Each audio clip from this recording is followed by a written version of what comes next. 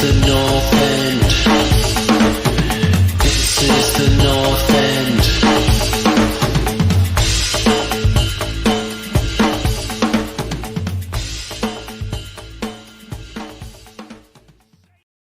Welcome to the North End YouTube channel. It is time for the North End reviews and previews show. I am blessed with only one other fella today. We're a little thin on numbers. We had, I think Connie's going to be joining us in a bit. He's probably stuck doing some work stuff, but just wanted to firstly say, JP, how you doing, mate? I'm doing well, man. I feel like I got the Toronto vibe going on. It is raining outside. There's no sunny Southern California. It's been muggy. It's been overcast. It's been raining the last 3 days, like off and on. That's good for California, though. Oh my gosh, is it ever? We are a desert. People Yeah. forget we are a desert, and we burn all the time. So rain is good, but it's just uncommon for us to get. It's very uncommon for us to get multiple days of rain. It's very uncommon for us to get multiple days of heavy rain. It just doesn't happen. So we definitely, we could do, honestly, California could do 6 months of heavy rain for 24 hours a day, and we would still need more water. Oh yeah, I mean, I've seen your dams are the big dam. So it's metal steel walls now. There's nothing there. There's nothing there. It's like the water's almost empty. It's crazy. Mm-hmm. Well, you say it's like it feels like Toronto there. Just to let you know, and we were talking about this before we started. We had 40 centimeters of snow in Toronto, and it's minus 10 or something outside Celsius. So that's probably, I think that's about 20 degrees Fahrenheit. Cold. Yeah, and it, like, our city basically shut down today, and for Toronto to shut down because of weather is a rare occurrence. And funny story, all the kids were supposed to go back to school today, post COVID lockdown. It's a snow day, they're all still at home. So I'm sorry, how many kids do you have? Just the one. He's not a kid anymore. He's 23, so 24 oh shit, in a couple months. So yeah, not a kid anymore. Wait, my adult son. Yeah, you must have had him young. I was his age. I was 23. I was the same age. Oh shit. Okay. Yeah. There you go. It was a long time ago. Well, as Connie, I am young. Yeah, you are. I'm 47, so it was a long time ago. I know I still look like I'm your age. You look like you got a solid 40 on you, man. Appreciate that. Yeah, so let's get into some football. Connie's going to join us in a bit. Hopefully, like I said, if he doesn't, it's just going to be JP and I'm going to go through some results and talk about some of the games that just took place. And of course, there are a ton of other games. Oh, yep, that's the correct one. Yep. Friday, January 14th. Is this? Yeah, that's right. Yeah, okay, just checking the dates because sometimes good. Paul chucks them in there and I'm a little bit like, is that right? This looks right. Awesome. So I'll start with the first game on Friday. We saw Brighton host Crystal Palace at the Amex, and this is a derby, considered to be like a massive derby for British football. Although it gets made fun of consistently by the Brits. Going, why is this a derby? They're not even close to each other. I don't know if you know where Brighton is or where Palace is, but Palace is South London and Brighton is is Brighton Beach. It's right on I think they have like one of those feuds that like it didn't grow out of like proximity. It grew out of like bad matches that like constantly get worse and worse. That's exactly what happened. And I don't remember the specific match, but I remember talking to Stan about it because he explained why it was such a difficult game for both teams. But it was something happened in the game or in the early 2000s that triggered this sort of animosity that they now have between each other. So did you get a chance to catch this game? Because I didn't, but I did see the highlights. I saw some of the match. It looked very aggressive, very all over the place, but I do know Brighton pulled it out. Like literally it was an own goal in the 89th minute. So yeah, I think it was pretty late. And I mean, Brighton, from my understanding, basically bossed the match, but Palace got a pretty sweet goal. Right. And in that typical of that situation, they gave away a late goal. Palace has been a bit of a habit of doing this lately. So 1-1 there. Move on to Saturday. First game, the game everybody had been looking forward to. Obviously. By the way, we have to note to all the watchers, we know that there's some games coming up, but those are like thrown in games that were left over from matches that were postponed. So we're just doing the Friday, Saturday, Sunday compilation, not the extra games from Tuesday and Wednesday that are coming up. Thanks, JP, for clarifying that. And that is important because we also want to give you guys time to enjoy the episode, watch it over the next few days, and not get it on Friday and then not have a chance to get into the details. So we go to Saturday's game, Man City versus Chelsea. This is arguably supposed to be kind of give us a sense of where each of these teams stand. Obviously City dominant right now. Chelsea, a little bit of a struggles. Yeah, they're a hiccup this month. A hiccup for a team that with the quality and the depth of a squad that they have. Did you get a chance? Did you watch this game? This is a game I wasn't. I don't get up. No, because this was a 4:30 a.m. match for me, so I was not getting up for this one. Yeah, and a 7:30 for me, and that's still early for me. So we don't have a lot to say about it, unfortunately. I'm sure that Connie probably would have something to add, but it was a 70-minute goal from KDB, which I did see. Brilliant goal, fantastic. It was a great turn, shielded off Conte, cut inside, and then it almost looked like he was really looking for the pass through or something wide, and he just changes his mind, gets the ball out from under his feet, and puts it in the back post. And for me, it's crazy because not only did they win 1-0 against second or third place team, but they had 55% possession. They again did what Man City do. They still don't have like a recognized striker.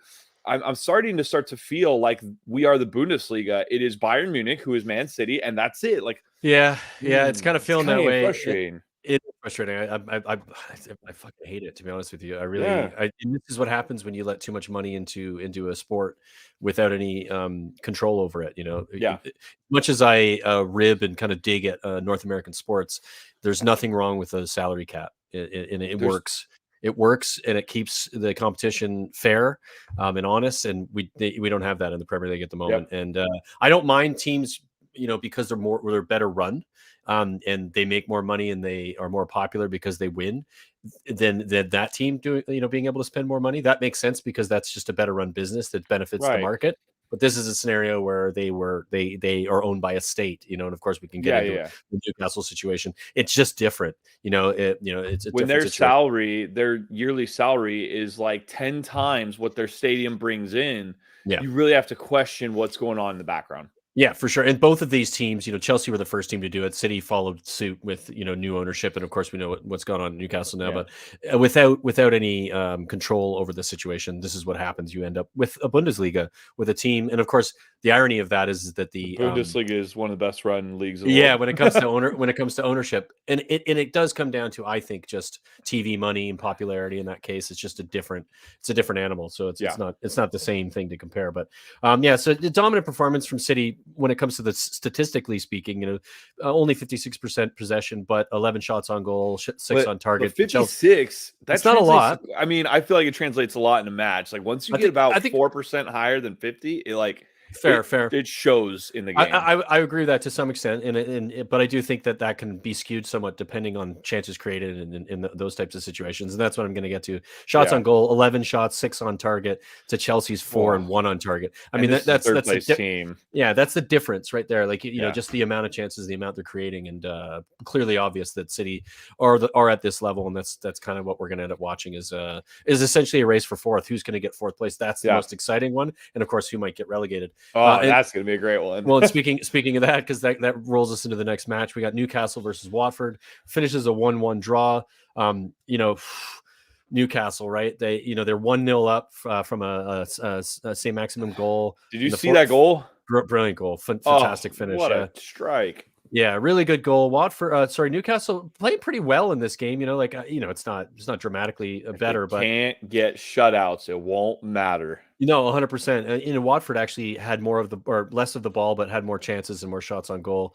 But the 88th from João Pedro to get the draw. It's heartbreaking if you're a Newcastle fan. For the rest of us, it's like, for me anyways, I'm like, I just want to see Newcastle get relegated. So me too. It just makes me laugh. Can't wait. And it would be even better if they have to spend 2 or 3 seasons down to fix themselves. But Watford really needed this. I feel like this keeps them in the race to stay out. On the flip side, away from the Newcastle thing, it really is kind of a game changer when they can't get the win, when they had the lead for so long. And with their next game coming up that we're going to talk about, it really, really showcased some issues that Newcastle have and how this is going to be a great race at the end. Yeah, for sure. And there's more to this race, and that brings us to the next game. Norwich City hosting Everton, who which we'll get to the result of this at the end of the sort of discussing the game. Norwich beat Everton 2-1. First goal from Norwich is an ugly own goal. Yeah. Just a poor way to start for Everton. You kind of, there's a bit of me that feels sorry for them to some extent, because it's kind of like, oh man, you're already struggling, you're already going through all this, and then an own goal to start a game. I think it was 8 minutes in or something like that. I think I called 16 it. minutes in. Yeah, I think I called it that Norwich I thought might snake this one. And I think I called it on the last pod and said, hey, put your money down that if Everton lose, Rafa I think we all said it. I Yeah. mean, we've been saying it for the last few weeks, and this was it, right?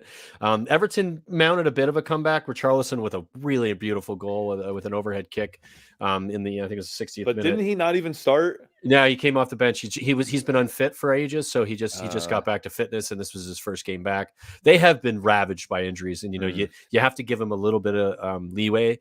But Everton, what are they? I forget what place they're in now. I think they're in like just above the they're 16th before this game. 16th, and it's just not good enough from a side that was just supposed to be getting into the top 4 based on managers they brought in. I didn't know this. I heard this today, but they were strapped by FFP this summer. They could only spend something like £3 million. Yeah, no, 100%, and that's on them. They screwed themselves. Yeah. But the funny thing is again, this goes back to sort of the conversation about City and Chelsea and how much money's in those teams. Is they don't have the ability to get away with it. Like Right. City were able to pay enough lawyers to find the right loopholes, to manipulate the rules to get what they wanted. So that's the unfortunate situation. And Everton had to go with what FFP gave them, and they're struggling. And so Benitez gets the sack. Curious, who do you think is going to come in? What the biggest, Martinez has been there's two big people being spoke about. It's Martinez and Wayne Rooney. Apparently Martinez is very interested, but he wants to do the Belgium job as well as the Everton job at the same time. Because remember, the World Cup is a winter World Cup coming up. It's not going to be in the summer. But you got to be with your squad. You have to be with your squad, but it gives you a little bit more time to do stuff with your club. Since, let's be honest, for the next 6 months, there's not going to be as much going on. Yeah, because you still have to prepare for the season, though. The season still starts in August. So you've also got to do international duty over the summer. International duty every time your team stops. You got to go to. I mean, it's a lot. Also, he was reasonably successful there. Wayne Rooney maybe a bit too soon for him. I think he's done pretty good at Derby, but I think he needs another couple of seasons. He's also some success maybe. Supposedly really is interested, but Derby is they had the points deduction. They're still 6 points off safety. Yeah, the ways to go, but they're playing apparently considerably better and moving up the table pretty quick. So it would be that would be a feat for them to have those points deducted and to still end up, staying up, and then potentially, what would be bigger, if Norwich stay up or if Derby stay up? Oh man, I probably think if Derby stayed up because of the punishment. Yeah, that's a massive points deduction. 10 points. Do we think Norwich is going to stay up? I don't know, man. What, 3 points off? It's so hard to tell with the other teams involved in this right now, because nobody's playing well, right? Norwich, Newcastle, and Burnley are all very despite Norwich beating Everton, 3 wins in the last month and a half. Yeah. So they've Newcastle's improved. 1 win, Burnley has 1 win, Watford has 4 wins, and Everton have 5 wins, and they're all pretty close. Norwich is about 6 points off Everton, but they're 1 point from Watford. There's Everton also have 2 games in hand, and so do Watford, and Burnley have 4 games in hand on Norwich. Oh man, yeah. So again, that it's hard looking at that right now because it doesn't really tell you a hell of a lot. It's a bit annoying. Actually. It actually is a bit annoying when you have those game disparities. Yeah, and of course that's what's happening with the postponements, and they continue to happen. And Burnley, I think, have the most postponements. I think Spurs are behind them with one. They have 3 games in hand on the 21 that the teams who played every game have. So yeah, it's a bit of a mess, really. Bryce says, "Fuck off, JP." Cheers, Bryce. Nice to join us, Bryce. Bye. Fantastic. All right, that moves us on to Wolves versus Southampton, which was this was a good game. I don't know if you watched this game. I really enjoyed this. I saw the highlights of it. I didn't watch it because I slept in. Yeah. So. This was one of the better games. Jimenez with a PK early not even, it's 37 minutes in, back and forth, really open back and forth game, like lots of entertaining football from both sides playing pretty good. Wolves defense has been spectacular this season, so we have to give them lots of credit for that. Can we take a quick pause and talk about that PK? Yeah, we sure. Chatted about it in the group, and whether it was a penalty or not, whether it was a penalty, and it's unreal that the referees the referee could not tell in the game if it was a PK. He had to go to VAR, and we all just sat there like, that's a PK. What the hell? It was blatantly obvious for me, but I was arguing with somebody in our fantasy football chat whether it was a PK or not, and he was like, "No, I'm going to argue against it. Not a PK." I'm like, "What are you looking at?" Let's bring Paul Forrest has joined us. Hey. Yay, Paul! Connie bailed on us, and you showed up. So good to see you, Paulie.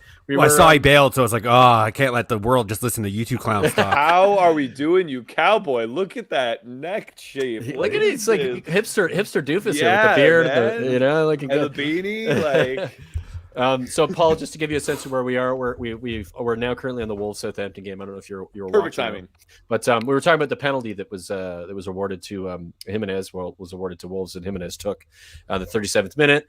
There was apparently controversy from some people. You saw in the chat in the our fantasy chat that we're in. One of the fellas there didn't think it was a penalty. I was blatantly obvious it was a penalty. What did you think, Paul? That was sometimes when people make it an argument when it seems so straightforward, I always get like, what? Do I not understand the rules that this is so blatantly clear to me that this should be a penalty, that like you're raising this concern? Like the entire time I was like bewildered and baffled by the whole thing. I was like, it by my understanding, that's a clear penalty. And 100%. Zero contact on the ball. Referees need the VAR for that. Well, the fact that they looked at it over and over again as well. I mean, even on the first replay, I'm like, yeah, it's a penalty, obvious. Like, am I the only person that thinks there needs to be like a timer on VAR? Like, if you can't prove something in under 2 minutes on VAR, you're taking too long. Like, it's not clear and obvious. Go with the refs. Go with the refs call at that point. Yeah. So Wolves, again, playing very well. Traore comes on, misses a sitter late, but James Ward-Prowse. What a sitter! What a sitter! James Ward-Prowse, though. I mean, my goodness gracious! Goal of the season. That was unreal. Free kick, 35 yards out, basically. Screamer, top corner, and he does this every time he gets a free kick. You expect him to score. He's now this was unique. This was in 2 years. He's now only one. He's the only player who has scored less free kicks than David Beckham in the Premier League. He's going to be. He's 25. He's got long time to beat it. I think of his free kicks as being a little bit more placed and bent. Yeah. This was the first instance I can think of where he just straight up rocket. It was a rocket. It was unbelievable. And my favorite was the commentators kind of lined it up as just like, well, it looks like maybe he's going for it. And then they're all like, but I mean, he could. Like, if anybody could do it, he could do it. And then there it was, right? Where does he go? Like, he can't stay at Southampton. Like, Villa put in a bid of $30 million for him in the summer, and Southampton basically rejected it because we just bought Danny Ings from him. Where does he go? Because he can't stay there. He's too good. Who are we talking about? James Ward-Prowse. Oh, Ward-Prowse. Sorry, we're still on that. Yeah, I mean, God, he would do great at Tottenham. I mean, we would love him. We would love him at Spurs. But I mean, we have a lot of players, like, as far as the way he plays as a midfielder, we have a lot of players similar to him. Like, Winks is not like, box to box kind of. It's similar type of move the ball quickly, pass in between the lanes, try to get the ball moving forward quickly. So we have players like him, but it'd be worth it to get rid of one of them and bring him in for the free kicks. The free kicks. Crystal Palace buy him when they lose. What's his name? Going back to Chelsea. Oh, Gallagher. When Gallagher goes, he needs to go. He needs to go somebody bigger. He needs to go somewhere better. Yeah, like he's great at Villa. He could play in a top 4, top 6, Everton, top 6 team. Watch his space. Fuck off. They're going down, man. They're too big to fail. James Ward-Prowse would be a great addition to Everton, and Everton are still West Ham, like good. Yeah, I don't know if West Ham need him either. I think West Ham's midfield is pretty solid. Again, I think Declan Rice does a very similar job. I mean, we're not saying it, but his his limitations are his actual midfield play. Like He's not what the he best does as a midfielder. midfield I think player. it's just his physical ability. I don't think he's super fast. No, I I think mean he's it's super He's just not a great strong. midfielder either. He's an just not a very average Premier good League midfield player. Oh, Like if he could pass I the think you're ball, taking some off him here. I'm if he not. could pass the ball I the think way he's a he can solid take a set 7. play. Okay, you I think talking? he's a solid 7. Cool. Are you still talking? If he could pass the ball the way he can put the ball anywhere he wants from a dead ball situation, he would be brilliant. But you don't see him switching play the same quality, the same frequency. Like he's a limited midfield player that deserves to be somewhere bigger, but not a top 6. Yeah, I think it depends on the players around him too. Like if he has a player who can do the things that he currently is expected to do at Southampton and allow him to do other things, then maybe you'd see his game improve in a way. But for me, I think Everton, Arsenal, He's a Europa player. He's a Europa League player. 5th, 6th place, 7th place team. But He would be amazing in a different league. Yeah, for sure, God. 100%. In Germany. All right, well, that brings us on to our controversial game that I'm glad Paulie just joined us for. Aston Villa hosting Man United, a rematch of the League Cup match a few days prior. Interesting use of the word controversial. Well, controversial in Within us. but yeah, well, that's what I was going for with like between the Villa supporters and the United supporters in our crew here. Controversial in the results. I not so much. Paul, I'll start with you. Like thoughts on the 2-2 draw. Obviously, United blew away a 2-0 lead here. Pretty difficult to watch. Villa, couple of errors to those goals that they gave up. But Villa came back. I thought Man United played fairly well until they clearly hit a wall and they stopped playing well. And Aston Villa are a very good team. There's a certain disrespect people are kind of attributing to Aston Villa. Like, thank you. A point against Aston Villa on the road is not terrible. I know it was a 2-0 lead, and like it's the narrative of Man United. They blew it, blah blah blah. Like it's like, well, I mean, they're not playing particularly well, and Aston Villa are playing well. And Villa, but it's like an expectation of who they are and reputation. It's not the reality of like this current I agree. struggling team. God, so it's like so funny to hear people. I get argue more annoyed that, of the narrative of it all. It's like Aston Villa were playing at home. There was clearly a moment in the game where the legs kind of left Man United, especially in the midfield, right? And then they brought on Philip Coutinho, who was all adrenaline and talent, and everybody was like, there for him. I could have told, like I could have. I was talking to Dave about this during the course of the game. I told him, and he agreed, and we both had this conversation at the 60-minute mark. They're gonna get back into this game because all they have to do is run past Matic at pace. Yep. And then he is no longer a midfield presence. Why isn't and he both subbed goals, earlier? Both goals had elements of Didn't have running anybody past to sub him Matic at for. pace. I mean, could you I put don't in know. somebody else? Like, it wasn't particularly good management, man management or squad management by Ralph Ragnick. I thought the substitutions came very late. I didn't think Cavani was doing much. He didn't really warrant staying on the pitch after 60 minutes.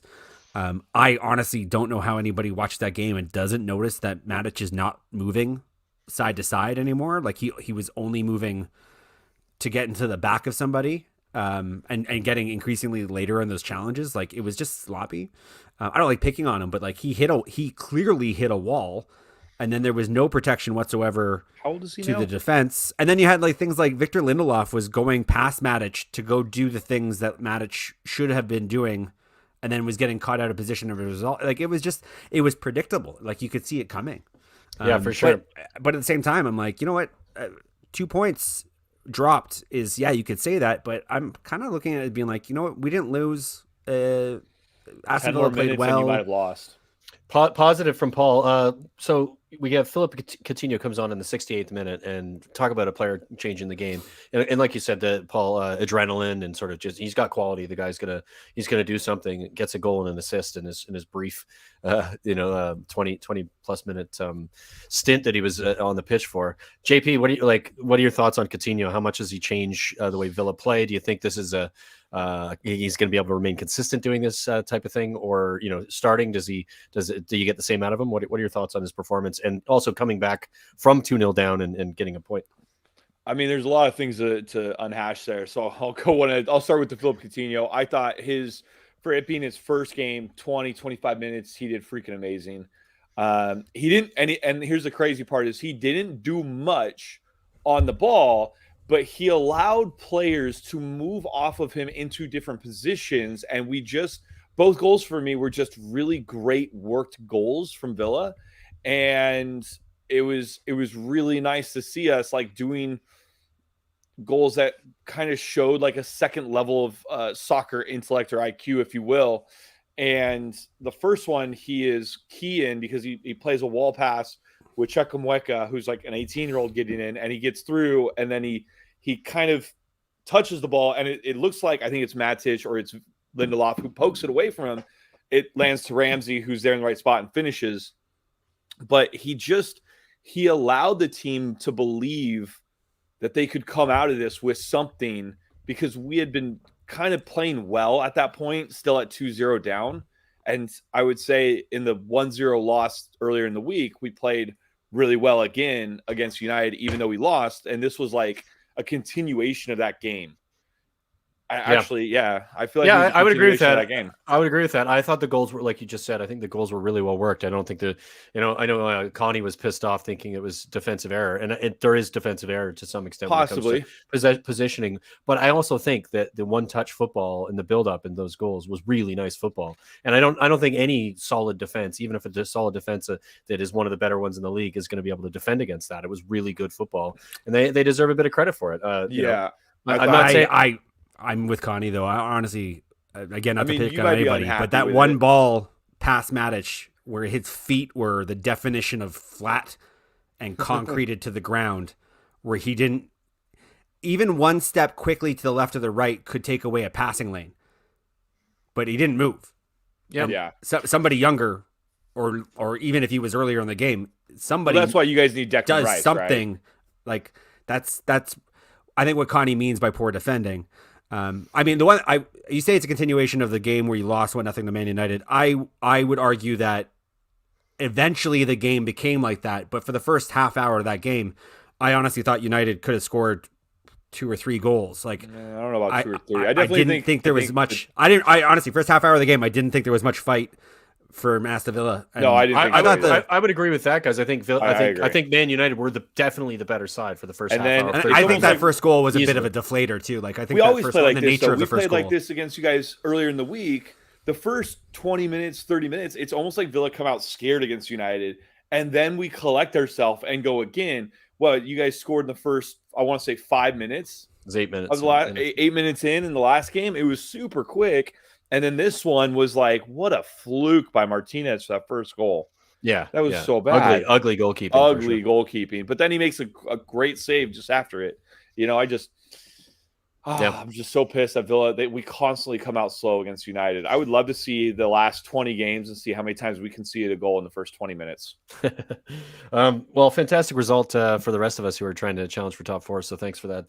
Come back there, JP. Appreciate it. No problem. You guys can have the top 4. Just take it. We'll take it. So that moves us on to Sunday. We got Liverpool hosting Brentford at Anfield. The first half, not as comfortable as you'd expect. This is a Liverpool side, as we know, that are depleted from numbers for AFCON and some injuries. They're not it's not the side we're used to seeing. There's no Mane, no Salah. So it is a bit of a thin squad. They still had some good midfielders in there. They still got a pretty solid team. So it's not like, it's not a crappy Liverpool. It's just not what we're used to seeing. But comfortable 3-0 win. JP, thoughts on the match? Did you get a chance to see some highlights? I watched way more of this match than some of the other ones, and I won't lie, I was really shocked personally. I thought Liverpool looked very uncreative against Arsenal, and this one was like the complete opposite. Without Salah, without Mane, and I still felt like they looked constantly dangerous. Like, I felt like they were just going in. They were like, all right, stick to the system, even without the guys. And the guys who stepped in were doing a job. It could have been 5-0. Yeah, 27 shots, 13 on goal, 68% possession. I mean, dominant performance. Dominant. Brentford had 1 shot on goal. Yeah, and then once Liverpool got going, I mean, obviously it took a while. It was the end of the first half, just before the whistle. Fabinho gets was it Fabinho who scored, right? With a nice header on the far post. Paul, did you get a chance to watch this? What were your thoughts on the game? Liverpool looked pretty solid without their normal, stars that weren't there. Yeah, I mean they're missing a lot of attacking threats, but I mean, okay, Firmino when he's playing is still a very good player and makes those around him look really good. It's true. They're still like the second leading goal scorer in the league is still my little Portuguese friend Jota. Yeah. So he's still running around doing his Brilliant thing. player. The midfield was not part of the injury crisis, quote unquote, or the AFCON absentees. Like they're kind of just doing their thing as well. So against a quality side like Brentford, who I think have hit a Premier League wall coming out of the fixture pile-on, and are probably, what, you're Brentford, you're visiting Anfield. Anfield is a dangerous place for any team. Maybe a little shell-shocked. Maybe they just didn't look like they were all there, and I can't fault them. I mean, they're a promoted team, and I think they're comfortably doing aware well. that they're not going to get relegated. I think they know that. So this isn't the game where I would really have expected a poor performance from Liverpool or drop points from Liverpool.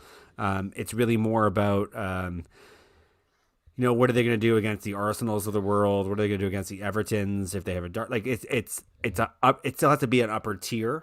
So their schedule is a little bit fair. If you look at Good time for the AFCON folks. It's not the world's right? worst schedule when you're missing two of your best players. And this could be the result they need to get into that kind of flow. Yeah, it was a good win. I mean, it is still the Premier League. They could have easily lost to Brentford. Brentford are still capable of beating anyone. That's the joy of the Premier League. But a 3-0 is not a surprise. I mean, they looked very comfortable. They were in full command the entire game. Yeah, for sure. And like I said, the statistics bear that out considerably. Arguably, the next game for me, West Ham hosting Leeds, probably the best game of the weekend. This was super entertaining to watch, back and forth, very open. Of course, Leeds are always open. West Ham have been quite open recently. 3-2, 5 goals, lots of really fun goals to watch. Key performances, which we'll get to, obviously, in our performer of the week. Paul, thoughts on this game? It was a barn burner. God, this is why I love Leeds in the Premier League. I just open up, so heavy metal, throttle. Like sometimes it'll be an ugly 5-0, but sometimes you get this 3-2 against a team that's on the up. But then the other side of it is, West Ham haven't really been flying. It's a bit of a dip lately, haven't they? They got in contention. They got into where they are now in the standings, largely because they had early form and a lot of results early. And then they struggled a little bit. I think they had a little bit of a decent, not great fixture list and results in the holiday period. But, losing to Leeds is not nobody needs that. I know there's some talk now publicly about the squad depth not being deep enough to maintain the pace to stay in that top 4 race. Missing goals too, aren't they, Paul? Antonio's kind of lost his. A little drying Antonio's up there, a very good player, but he is not a traditional striker either, is he? He's not the guy that can have a quiet game and then still score you a goal. He's a guy who never seems to have a quiet game because he's always contributing somehow. But that doesn't necessarily mean he's scoring for you either. Yeah, his hold-up play was really good in a lot of moments for sure. I think one of their goals was him. Specifically because the way he took the ball down, it was, and knocked it into the path of the attacker. Yeah, it was just onside too. Yeah, it was Fornell's. Yeah. It was Fornell's so clean. Fornell's goal was an Antonio. But that's not the goal scoring striker, right? You maybe want to get them goals. Like they score goals all over the pitch from other positions. So that's not really his job. But I don't know. This is more of an interesting game because the manner in which Leeds opened them up. Reminded us of old it could have easily been 5-3 West Ham. Like it was that open. Let's talk a little bit about Leeds, guys, because I think I was very impressed. I mean, we saw some players come back. Obviously, they've struggled with some injury issues, massive injury issues this season, and we've for good reason said they're Leeds are on second season syndrome, stuff like that. Obviously, you got to come up with headlines. But when you see the way they play with some of their better players, in of course the star player of the week with a hat trick this game was ridiculous. Am I mistaken that he's back from an injury as well? I think he was out for a little bit. There's a few other players as well, but what a performance! And they just looked like that free flowing Leeds team that we saw last season. JP, thoughts? First off, I really appreciate Jack Harrison. He's kind of come into soccer the long way. He used to play for New York Football Club in the MLS, and he moved to Leeds in the championship, and that's by itself is a strange move because a lot of guys when they move they want to move to England, they want to move to the EPL, and a guy to choose the EFL is kind of, it just takes a humbler man to kind of recognize his level, probably. Yeah. And he has just come on leaps and bounds with Bielsa. He's done really well. And Bielsa for this game, to me, did great, not just tactically, but he did this with a bench full of freaking 17-year-olds. Yeah. Hello, Arsenal. Insane. Hello, Arsenal. Yeah, suck it, Arsenal. You could Correct. freaking play a damn game with the kids and on the bench. Yeah. They had a 15-year-old on the bench, 15 and a half. Yeah, I know. It's amazing. Crazy.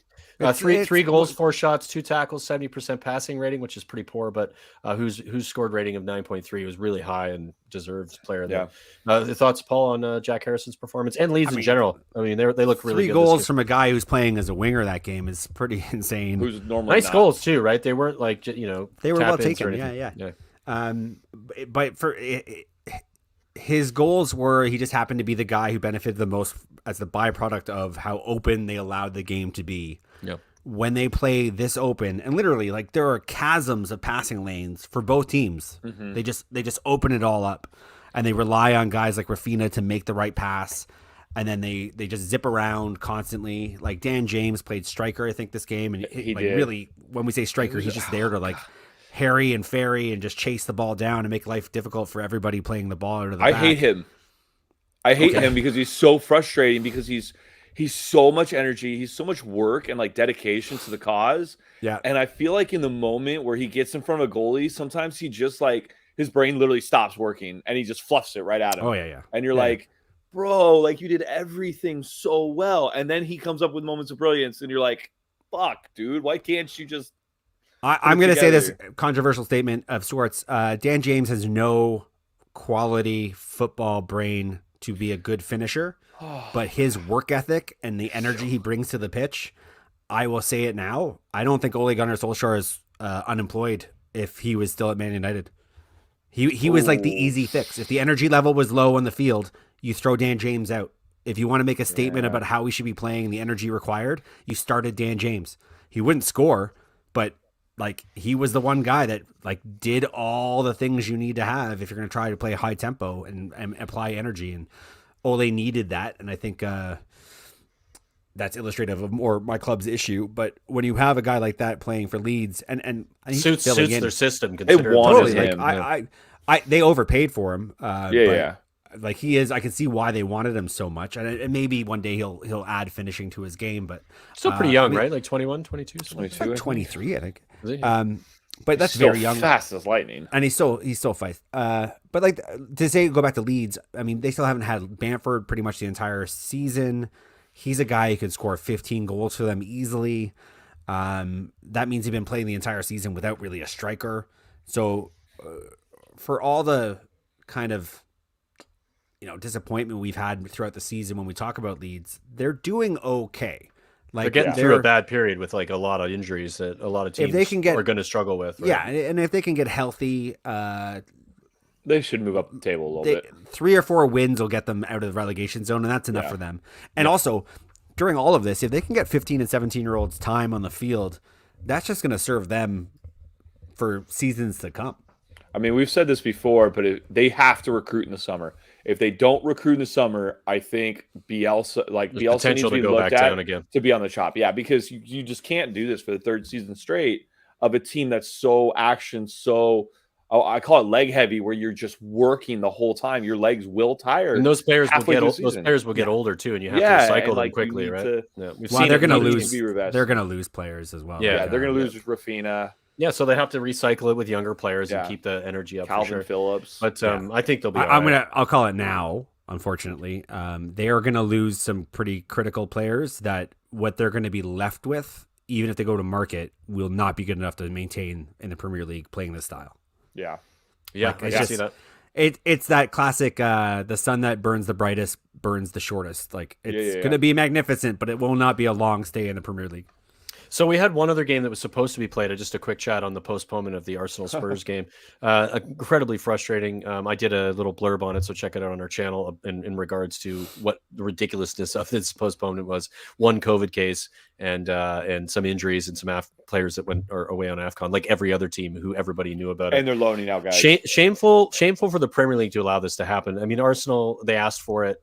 Teams ask for things. They got away with something. For me, it's the Premier League can make a massive error here. It's a really bad precedent to set. It's a strange one considering what you just said about Leeds, what we've seen with Liverpool this season, and other teams who've, including Spurs, at one point had to close their training ground and their stadium because of the 10 plus or 20 plus COVID cases. They have one and they can't fill the team. They played 3 days earlier with their under 23s. And then they're going to probably play Liverpool midweek here in a cup game, and not ask for that to be postponed. So it's a ridiculous situation. Just wanted to get that out of my system one more time. But let's move on to quickly, as well as we mentioned at the beginning. JP and I mentioned that there's 2 games tomorrow and Wednesday, where obviously we previewed them to ensure you guys get content. We're not going to be able to review them, but maybe if we maybe we'll do it on our social media if anything happens. But look out for that. Just wanted to point that out again. So actually, breaking news: there's only going to be one game tomorrow. The other game got called off. Oh, for goodness gracious! Which one got called off? The Burnley game. That's not tomorrow. Wow, that's tomorrow. It was tomorrow. No, yeah, well, that's so interesting because they're already super far behind on their games. That makes them 5 games in hand compared to where insane. they should be. My goodness, Mine's not even showing that game.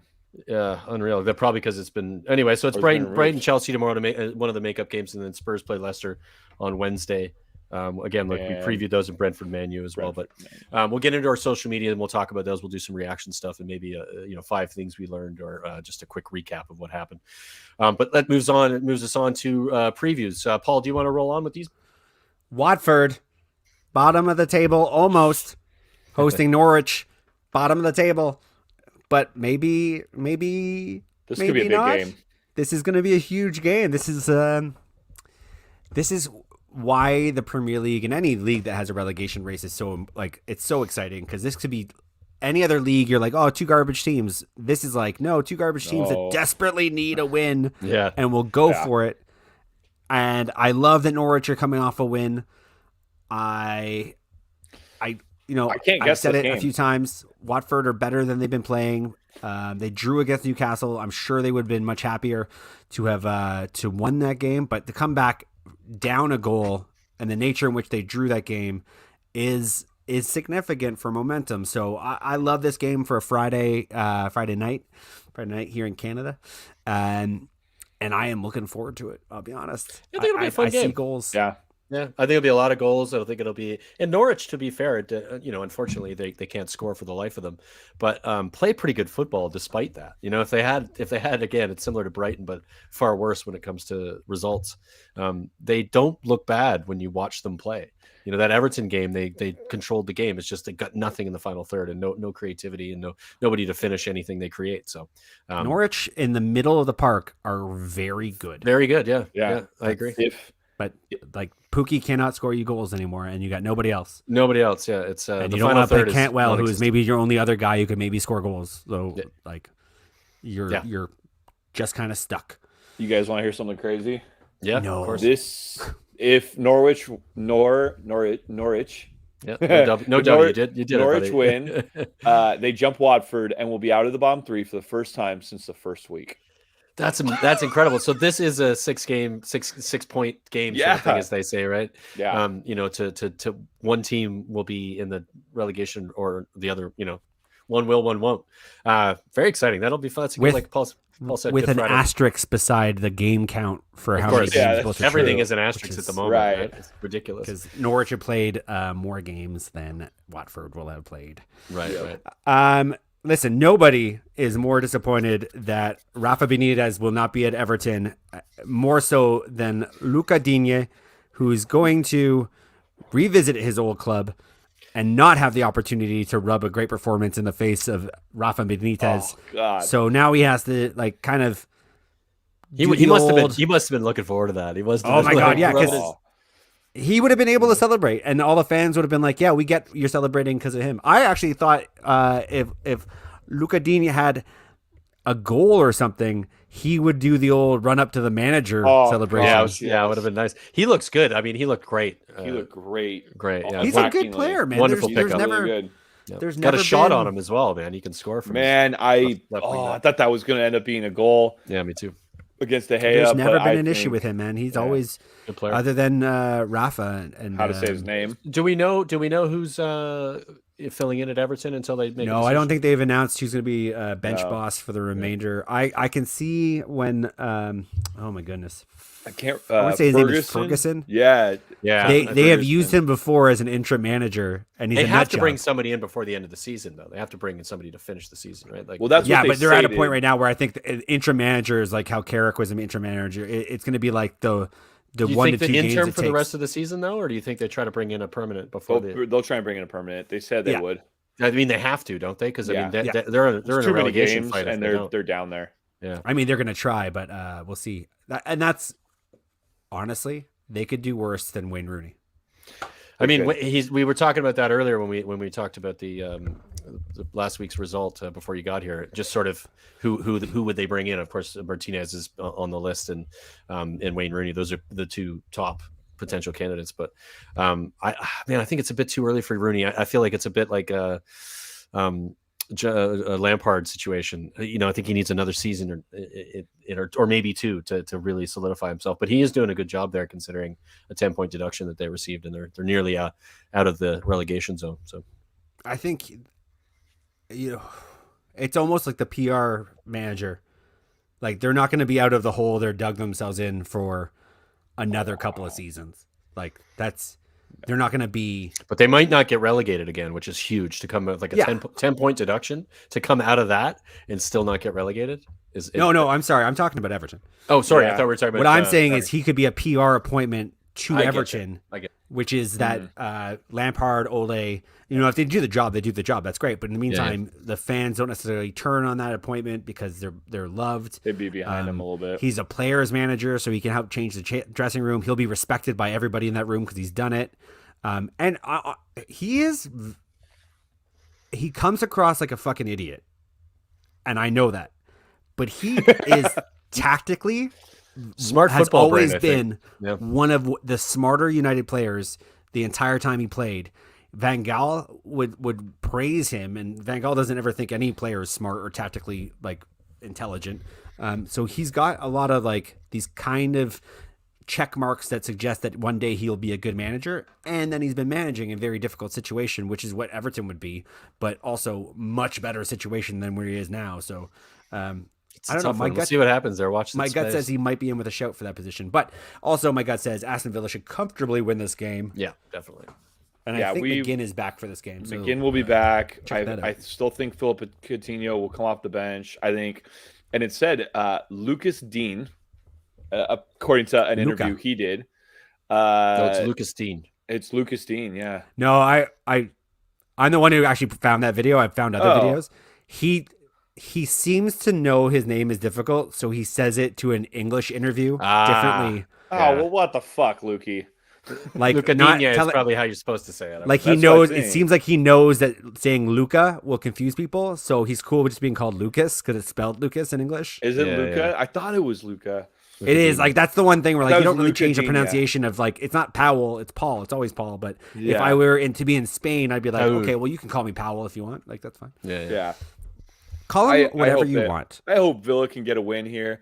We have a very easy set of fixtures coming up, and I think this is a great little teaser for it. Everton and Goodison Park is still a strong place to go. Their fans are very passionate. I think that will be a little bit, but I just hope Villa have a little too much for Everton. I can see a 2-0 Villa win. My curious reaction will be how bad were things in the clubhouse under Rafa, and does his just going give Open up the the players, witch is dead kind of energy where everybody just has an extra spring in their step, and We will see. that lineup that everybody knew should have been played gets played. That's always the curiosity. Be careful, JP. Be careful. On that's paper, why I Aston hope Villa we should have win enough. this, but I hope we have enough to get a win. You should. We need this. We're kind of on a little bad run right now, so we need it. Meanwhile, Brentford are going to get set to lose to Wolves 1-0. 1-0 Wolves. Yeah. Yeah, That's One it. Hills. That's all. Don't even What can have we to say? say anything about that. It speaks for itself. But they Yeah. might have a new player. Have you guys seen what the news that dropped today? No, why don't you? Which team are you talking about? Brentford have offered a 6-month contract to Christian Eriksen with a further year deal. And Brentford's coach, whose name is eluding me right now, he's coached Eriksen when Eriksen was a much younger man / teenager. And Brentford apparently have a bunch of Danish players on their team. And Eriksen wants to go to the World Cup, so Okay, there listen, might be a deal watch to be this had here. space, but also this will have nothing to do with this game. Yeah. He's not playing But against it's good Wolves. information. I you know, from a Spurs perspective and a fan of As an Eriksen's EPL time at Spurs, fan, I love not even just as an EPL fan, as a football fan, and considering Right. what he's gone through, I'd like to see him back on the pitch again. So yeah, I in would the also Premier like to League. see it happen. If it happens, we'll celebrate it. But Yeah. he would have a long road to go before he started playing Premier League games. He probably does have at least 2 months in rehab to go still. That's gross. Leeds host Newcastle in a game that I would have thought would be boring, but then I saw some amazing shit happen against West Ham, and now I'm like, yeah, Leeds, go get him, go get him. Maximine Fuck Newcastle. This is a Leeds. derby, right? So this should be from a fan perspective, intense and fun to watch. I would imagine. Yeah. I still think I think Leeds this game should be I comfortable. think this game will be so much fun. I really Yeah. This is a classic Premier League fixture, like old school Premier League fixture from the 90s. Two teams that were massive when they were massive, who have fall from grace and kind of aren't the teams they used to be, but are sort of back to kind of getting themselves back in the conversation. Yeah. So there's a lot of sort of storylines I think that go with this that are fun. I think this will be high scoring. I think you're gonna see 3-2. St. Maximum go fucking like Street Fighter mode. And I still think Leeds win this game, but I think you're gonna see specifically St. Maximum go fucking Crazy. ooh, like it'll be fun. This is gonna be a Newcastle fun go game. down. He has to leave. He's so good. Yeah, well, he doesn't have to do anything. They have more money than God. He'll get a bumper contract to help them get back up, and I don't know. Maybe that's enough. I also don't know if they're going to go down. Oh, don't say it. I don't know, man. Burnley are so shit. So Man United host West Ham in a game that actually has some pretty significant indications. This is a for big the game. top four. Big game. This is a big game. The nerve-wracking thing. Come of on, this game draw. is that Come on, draw. West Ham have a what do you call it? What's that word again? Oh yeah, a midfield, and that'll be a problem. This game will be won or lost in the. Oh fuck. Declan Rice runs past United fan, Matic, and Matic Yeah. dreams of his younger self. The one thing I that used to look like that. is kind of gone under the radar because it's been so long and everybody's kind of forgotten is that Paul Pogba is actually meant to be one of our best midfield players, and that a lot of the control that we don't have in games we do have when Paul Pogba's on the pitch. Paul Pogba featured today in training at Manchester United on the 6-6 sides. So famously, he does recover and is super fit. So when you think he's coming back from an injury, all of a sudden he starts playing again. He is not the defensive midfield player everybody's been crying out for. But at the same time, we're not losing necessarily because we're not tackling. We're losing because we have no control whatsoever of the midfield. And Paul Pogba does actually have a very strong influence in controlling the midfield when partnered with the right individual. So when the team sheets are announced, if Pogba's on it, I think they've got a chance. If he's not on it, then I don't know if they're going to be able to score against us. They probably are. I think the midfield battle would be completely one-sided with Declan Rice and Suchik. I smell me a classic 1-1 draw. It could be. I don't It know. could be. I feel like West Ham could definitely get West at Ham, United. West Ham haven't been as good lately, though, and I think They haven't, but No, and they've been looking leggy. But I do hope that Jesse Lingard has a handshake with all of them before the game, and then slips him 100. does something amazing in warm-ups and warrants the 30 million we've been asking for, and just goes to West Ham and does wonderful things for them the day after we beat them. That's my full hope. Southampton are going to get smashed by Man City. It's a done deal. It's 5-0? predetermined. Are we taking bets on this? I don't know if it's going to be 5. 7? Oh God. No. Well, if anybody gets beaten 7-0, it tends to be Southampton. 3-0, 4-0. That kind of space. And I think you're going to see. I literally think that you're going to start seeing kids like Palmer, who's a child that plays for Man City. You're going to start seeing these like deep down the depth chart young players starting to get game time against 17-year-olds against like the Southamptons of the league, because they're going to start focusing more and more about being healthy for Champions League, and the league will take a bit of a backseat a little. Well, when you're 11 points ahead, 13 points ahead. Yeah, it's a smash up, isn't it? City Southampton smash up. It sucks. I'm going to highlight this. You guys already talked about the Man City game. The one thing I was like, oh fuck, that's why they win. Kevin De Bruyne was interviewed after the game, and that guy has got the mentality of a winner that is just like, that's it. Like you say exactly what he says. He said, we didn't win anything yet. We're still aware where Liverpool are. We went out, we executed our plan. Like he was so, you could feel the laser focus of it. Like he comes across a little bit boring because he's not saying anything contentious. But winning is boring when you do just it like properly. Focused on the next game until you get over the line, right? I mean, that's what winners do. Yeah, sure. He might be. He's my favorite player. I made him my captain. That was the one thing I did right this fantasy. Just got rid of Salah, made him my captain. Boom. Nice. I had Harrison as my captain. No big deal. Did you really? No, God no. Oh, fuck it all. I was like, you prick. I was like, if you even have that guy on your team, you're actually not doing anything right for. Yeah, exactly. You should be playing fantasy. Yeah, you fluked into it. We were talking earlier how I had to pick up Bowen. I should have picked up Bowen weeks ago, and I was like, well, I have Son and he's injured, so I'll pick up anybody else. In what will be known as the Battle of the Emergency Ward, Arsenal maybe play Burnley, maybe, yeah. They'll both put in requests to have it stopped. Yeah, like the league is gonna be like, why do you not want to do this? It's like, well, we're just not really feeling it today. Yeah, it's cold out. It's not a good my day nose is running. Yeah, it's a joke. So and I can't even tell you. I can't remember last time I saw Burnley play. And all I know about Burnley right now is that they lost their leading goal scorer and their best it's crazy, striker, right? And that they don't play. That wasn't because of COVID. That was they sold him.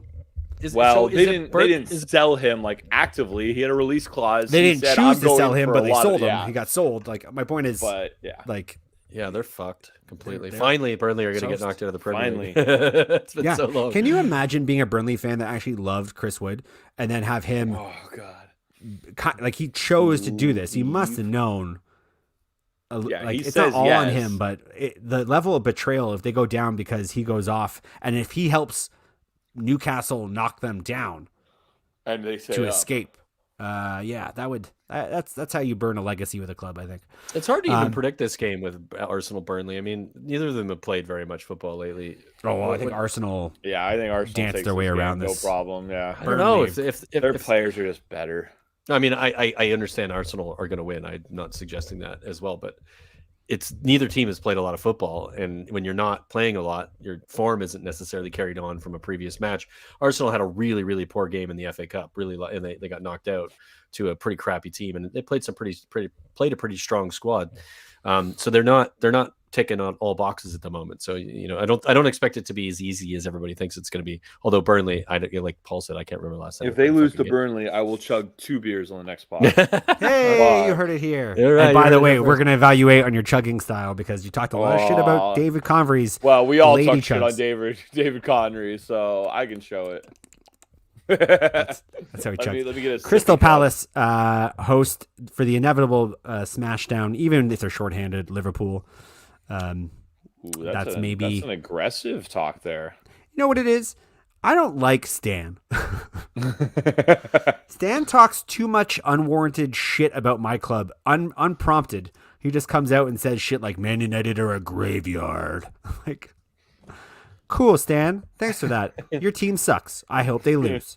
And then he'll like talk about how Aaron Wan-Bissaka was a star player that we ruined. Like Wan-Bissaka was doing crossovers in the box for Crystal Palace and was this offensive juggernaut. Okay, no, can we take a quick second here and also say that United is really hurting some of their young players, the Rashfords, the Greenwoods. How do you think they're hurting them? Hold on, are they playing well? Does that mean they're hurting them? Hold on. Are they playing well? Not particularly, no. Does it appear like they're getting the attention needed to be bigger successes in the EPL? Oh, what does that mean? Yeah, that's a really vague statement, mate. Like, What does that mean? Are you there in training? Are you there watching them get their arms around their shoulder? I think it's just a lack of confidence from certain players. I think they're struggling. The entire team is not playing well. They're on their second yeah. manager of the season. Like there's a reason why a lot of these guys are not playing well. Rashford is like having a really crisis of confidence, but that's not Man United's fault. He's playing for the most talked about club in the planet, and he loves the team, and he knows they're doing badly. They all know that they got Ole Gunnar Solskjaer fired. That's a confidence hit. When people say this shit like somehow the club is letting the young players down, and there's it's a bit of bollocks, isn't it? There's no talk about the young players not rising to the level. I'm like, what are you talking about?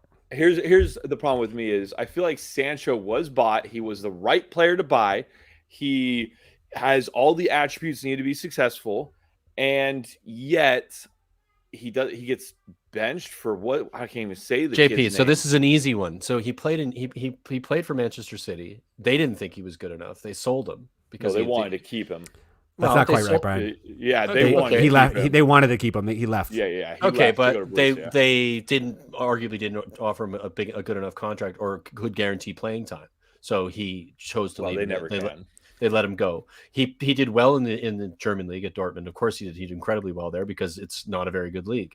And he's come back to the Premier League for arguably one of the best teams in the country, or supposed to be, but obviously going through some difficult times with a bunch of different playing managers. For the most profile team in the country. Yeah, highest profile, and it's there's a lot of pressure there. But he's 20. JP, he's 21. He also has to earn it on the training pitch. For me, it's like players who come back to the Premier League from other places who performed well in other countries aren't necessarily going to be as good as they were where they were, especially aren't going to be because it's a much more difficult league. I just think arguably more than likely he's just not good enough. He's not playing at the level he needs to play at to play first team football week in, week out. That's just the bottom line. There's things that you can do to help him get out of this, but like nobody's watching Man United games. This focus on one player, like it's Man United's job to get the most out of him, is bullshit. Like they are not playing him out of position. They may not be playing to his strengths, but he's one player in an entire squad that also has to work. And he's 21. If he doesn't work out this season, then this is his betting in season. And he's had flashes of encouraging moments. That's fine. He just needs to get consistent. It's the Premier League. We're going to notice if you give the ball away. It's not the fucking Bundesliga. And the jury is still out on this young player that is still developing as the case for Sancho. But everybody who keeps shitting on United because their young players are not working out, it's like, well, they're fucking young players, man. Like Beckham wasn't Beckham until he was 24 or 25. He was playing when he was 22, but he wasn't like the quality that he got to. Nobody's being let down at Man United for the youth. All right, let's get back to it. Hold on, I'll let it go. Let's get back to it. Man. Come on. Hold on. We'll get right back to it. We're not even talking about the games. I'm doing a little fishing on the United youth player item because I feel like there's a discussion here where if a player like Phil Foden does well, it's, man, he's coached really well by Pep, and this kid is giving everything he needs to be successful, and look at him, he's being successful. But if a kid fails, it's that kid's fault. It's not the program. It's not the club. And I think that it needs to be both. Each kid needs to be they fail a little bit because of they're not good enough, and the club is not doing enough to help them get to that level. But when do you conclude that the time is past that he should be at a certain level? Like Mason Greenwood is still a child athlete. Like he's still developing. Like you're drawing these conclusions so early into these young men's career. You're actually being unfair with what they should have done by now. Am I unfair to think that Rashford should be better? Rashford is not a kid anymore, man. Rashford. That's what I'm saying. He is of the level that you should be able to gauge that now. Right, but I don't understand what your point is. Rashford's having a bad season. He had a broken back last year. He played with a broken back, and then he had a really rough physical transition with his shoulder surgery and a bunch of other attributing factors.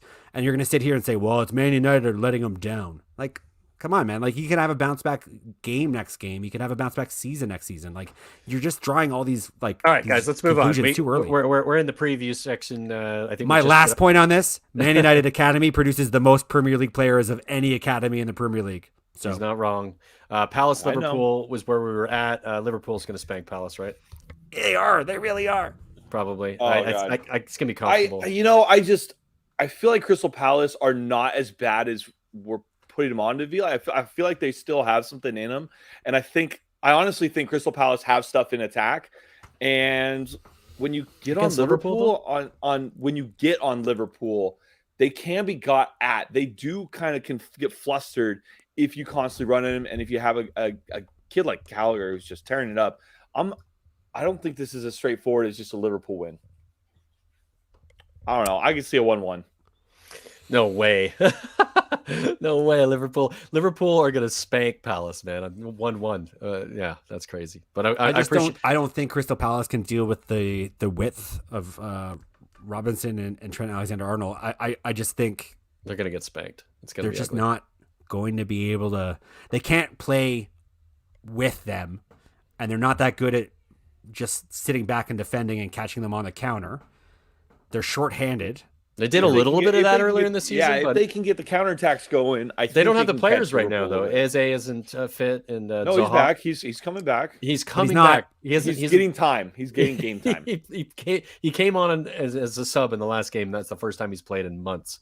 And Zaha, similar scenario. They don't that the counterattack that they had early in the season when they were fit is not non-existent at the moment. And they just because he might be somewhat fit means they're going to have it all of a sudden. I just don't see it. I do like Crystal Palace. You are right though. If they have a chance, Gallagher will be the danger man. Oh, yeah. For sure. He's been brilliant for them. I like that other striker they got too. Leicester, who will be playing on Thursday, are also going to be playing on Sunday, which is a pretty quick turnaround for the Premier League. And they are still quite injured and not feeling the love from their defense because I think they're still having a midfield player cover center back position.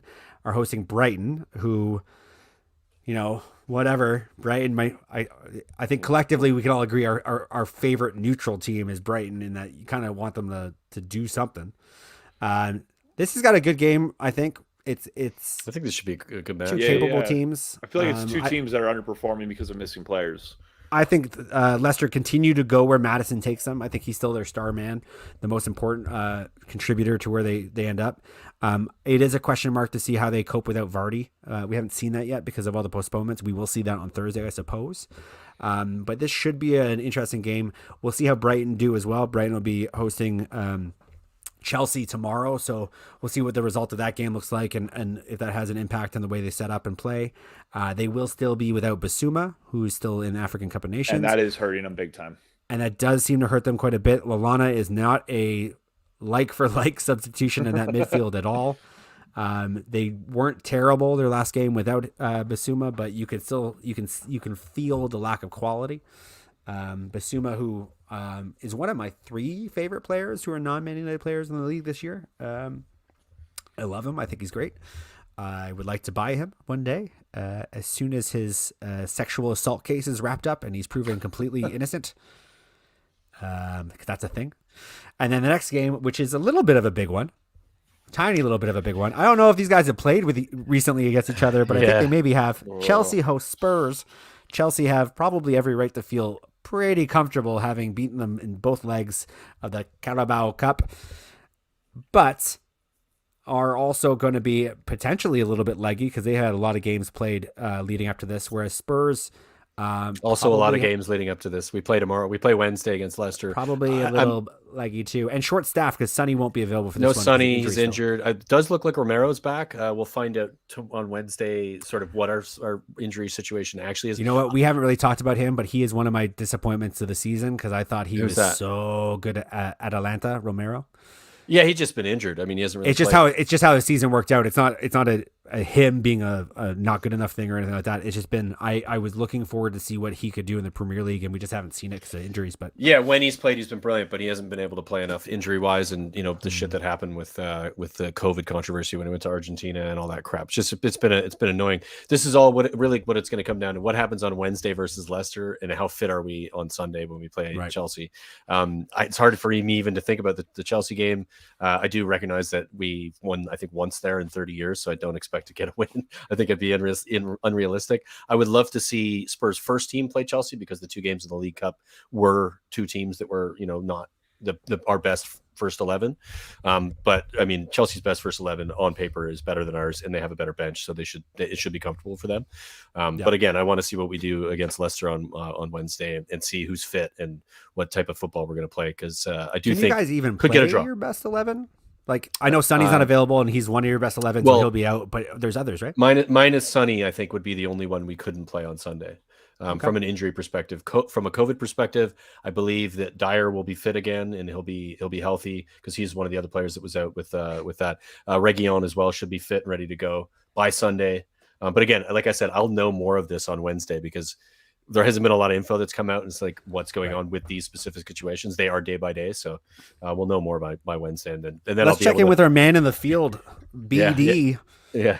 I'll check representing with the North End. So yes, Brian Daigle is representing the North End, and he'll be at Spurs training ground tomorrow for one of the shows we're doing. So if anybody wants to hop on there and ask him questions, you're welcome to as well.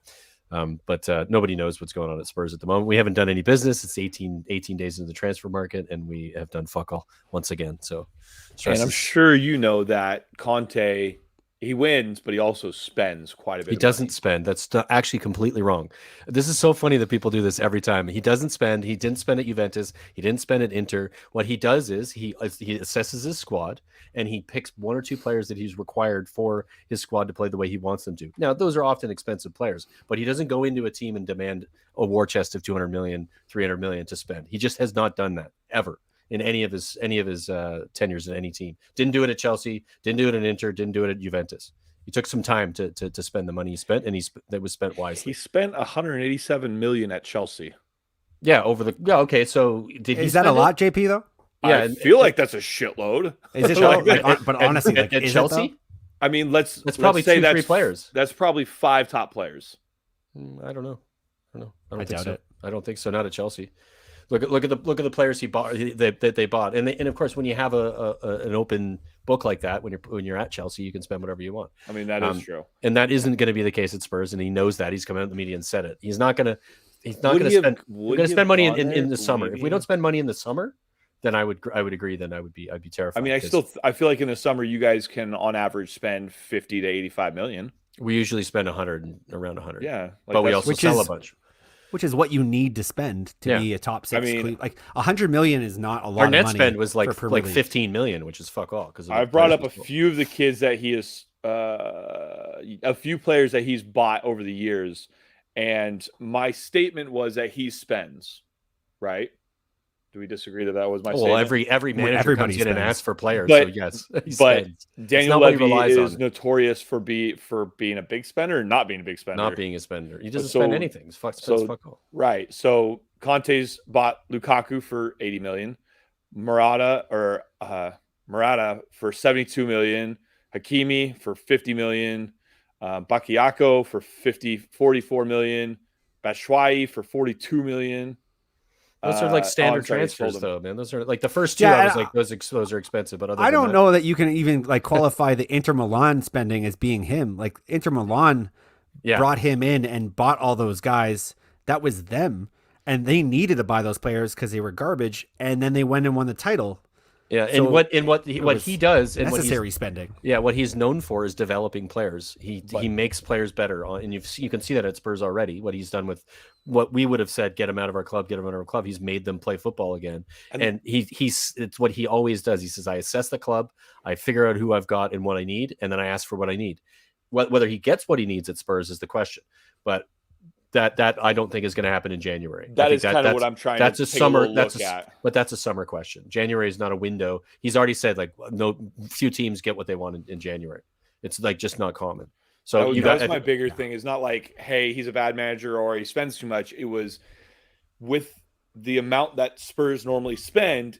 Is this going to be a match made in heaven, or is this going to be a tenuous one between Levy and Conte? Because we see Conte. It's not really going to be between Levy and Conte. It's going to be between Paratici and Levy, and that's the buffer's there for a reason. Whether that buffer works is another question as well. I don't know about him. But Paratici worked with Conte at Juventus right. He brought Conte in. Conte did not spend a shit ton of money at Juventus and got them won 3 Scudettos in a row with not spending a ton of money, but with good coaching and smart purchasing. They did buy players, but they didn't spend millions of dollars or millions of pounds to do it. And in any case, he's not going to be buying any players before Sunday. So not really it won't matter in the Chelsea conversation. Spurs game. But yeah, I don't really know what I could say about this game. But you guys go ahead. What are your guys' thoughts on it? Oh, I like Chelsea, but I don't. It's hard to say anything otherwise. I can feel a draw from this game. Yeah. I don't think Chelsea have been been playing well. They've been playing okay. Yeah, even against Spurs, they're struggling to get the best out of a striker. We gave them those games. Like, we didn't play very well. I think Lukaku does have a big game coming up, just to confuse everybody as to the quality of Lukaku in the Premier League. I think what you saw against Man City is probably more correct about what he actually is, which is not great. Like, I don't want to make it all about Lukaku, but if they're going to play him down the middle, everything runs through him. And I've noticed that other players that were scoring when he wasn't around, like a Mason Mount, kind of take a back seat to the offense of Chelsea. Changes the way they play, certainly. It does. And I think against the Spurs team, which, well organized, they seem to be moving around now. It's a Conte side. You can definitely feel his fingerprints and influence behind the way they're playing. I just don't think offensively that Chelsea will be that big a threat. They do have some outlier players like Rudiger, who is just insane and will beat everybody to the ball in the box, and is quickly becoming one of my favorite defenders to watch.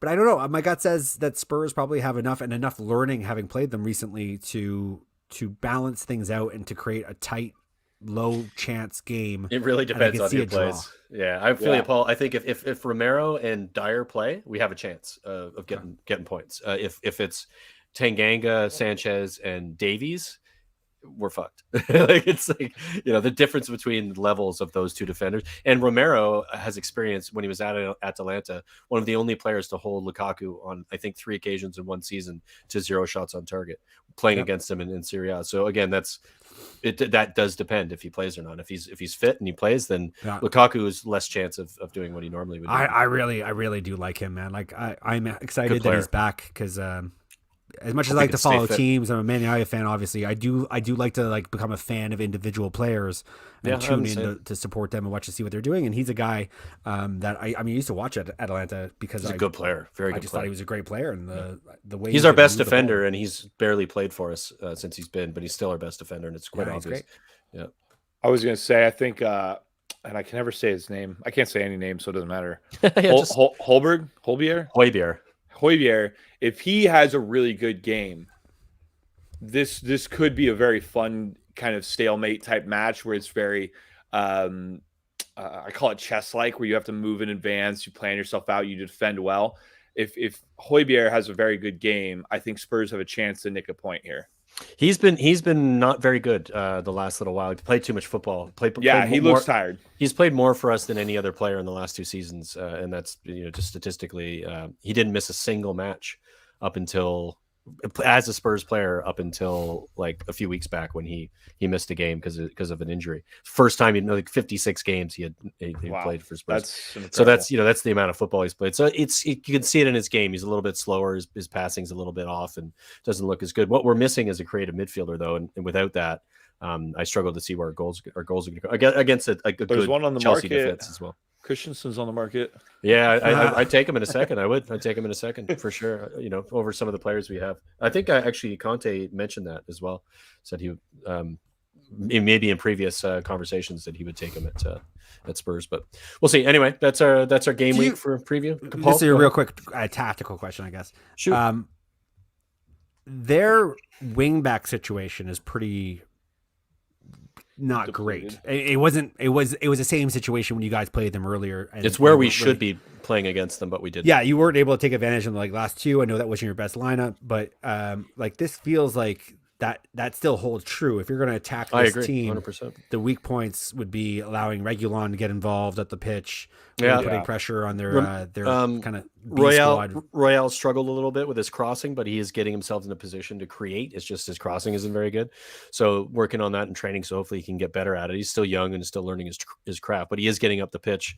That getting in behind them in those spaces and forcing them to be behind the ball is what we need to do. We need to play with three in the midfield as well. It needs to be a 3-5-2 rather than a 3-4-3, which for some reason, I know it's Conte, but he keeps insisting on playing it. Based on our personnel, a three at the back with five across the three in the midfield, with one of them a little bit in behind the two strikers, is what we should be playing, in my opinion. I don't know why we aren't. We played it against Liverpool, and it's the best we played all season. It was blatantly obvious. It's so frustrating when managers don't listen when we yell at the TV. Yeah, no, but we've watched it. Like that's what I said. The Liverpool game. It's the best Spurs have played this season on the front foot against a good Liverpool side. Made it very difficult for them, and we played that three in the midfield, and we controlled the midfield because of it. And as soon as we don't. When you have two in the midfield and you have a third one up top, we end up giving the ball away a lot. And just not there's no outlet. So I imagine I'm curious to see what setup he'll play against Leicester first, and then of course what that leads to against Chelsea. That's something that's really interesting that you brought up, that he keeps playing a formation that a bunch of fans don't seem to recognize as a hugely positive, like they see something else. It works against certain sides. It's just teams that want to have the ball more. It doesn't, because we end up not having any of the ball. I feel like this is a common trait among many managers, that they see something that the fans are like, okay, we see some of it, but fans look at something else and like say, hey, how about this one? This one looks better. But like, I feel like managers hear this stuff. They hear what happens in the media and the news and blah, blah, blah. But they stick with their freaking wanted formation. I think they know more than we know, which is obvious, right? 100%.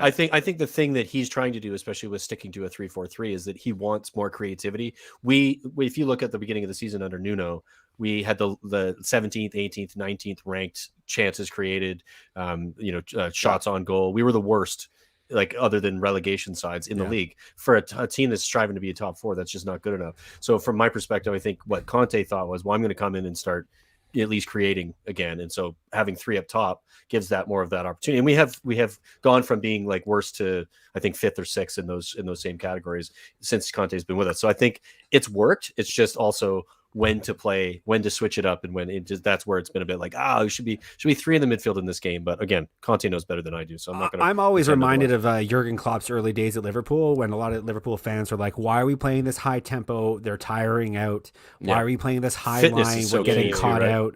Like that's not the right lineup to do this, and this."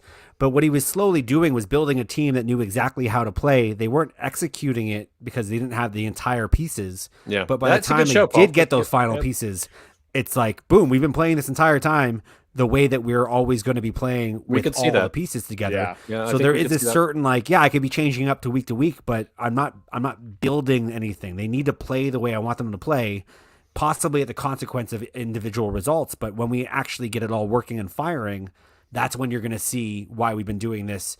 And that's why we drew a few games or lost a game here, or we didn't look as great as we could. It's football fans never patient, and I think that's a really good shout. I think that's probably what's happening, is that Conte has an understanding of the squad better than anybody, and he knows what he thinks he can get out of them, and where he thinks he can get us to a position where we might get top four within what he's got, because he knows he's not going to get a heck of a lot in January as it is. And if he does that with the current squad we have, he's a fucking miracle worker, because we've been struggling for a long time, and rotation has been so long overdue. It's ridiculous, but. We talked a lot about that, so thanks for letting me indulge in my Spurs junkie situation. So that's our preview. Thanks for watching. Any last words there, lads, before we sign off? We got an international break coming up. We got some shows planned. We're going to be bringing in. Make sure you go to the channel. If you're new here, and you haven't subscribed, please subscribe and like the video. We're a growing channel. We've started to do some specific videos about specific teams to get a little bit more specific. So if you follow United, or if you follow Villa, or if you follow Spurs, and of course we're going to be trying to get some other content from other people. We got Stan, who's going to do some Palace stuff for us. And a few. No, he's not. I retracted that offer because he made me mad. Oh, he's going to do it anyway. I'm going to ask him. But yeah, so look for that because if you want, your team specific, and then of course we can talk about them all and how that works within the Premier League as well. And we look forward to doing that again with you guys. And thanks for watching. So every time you subscribe, an angel gets his wings. That's a good way. And a fairy comes back to life. Like and subscribe. Cheers, guys. Have a good one. There you guys. Bye. Bye.